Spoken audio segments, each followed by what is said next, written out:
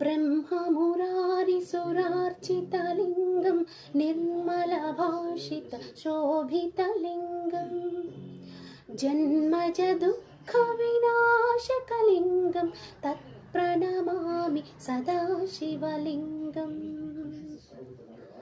देवमुनिप्रवरार्चितलिङ्गं कामदहन करुणाकरलिङ्गम् रावणदर्पविनाशनलिङ्गं तत्प्रणमामि सदा शिवलिङ्गम् सर्वसुगन्धसुलेपितलिङ्गं बुद्धिविवर्धनकारणलिङ्गं सिद्धसुरासुरवन्दितलिङ्गं तत्प्रणमामि सदा शिवलिङ्गम् कनकमहामणिभूषितलिङ्गं फणिपतिवेष्टितशोभितलिङ्गं दक्षसुयज्ञविनाशनलिङ्गं तत्प्रणमामि सदा शिवलिङ्गम् कुङ्कुमचन्दनलेपितलिङ्गं पङ्कजहार सुशोभितलिङ्गम् सञ्चितपापविनाशनलिङ्गं तत्प्रणमामि सदा शिवलिङ्गम्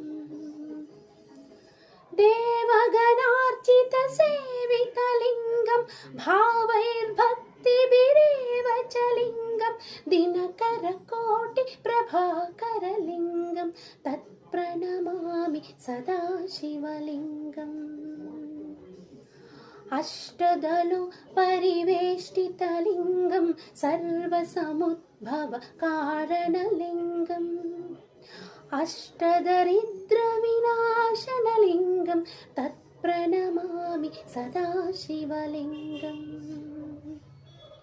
सुरगुरुसुरवरपूजितलिङ्गं सुरवनपुष्प सदार्चितलिङ्गम् परमपदं परमात्मकलिङ्गं तत्प्रणमामि सदा शिवलिङ्गम् लिङ्गाष्टकं मिदं पुण्यं यः पठेत् शिवसन्निधौ शिवलोकमहाप्नोति शिवेन सह मोदते।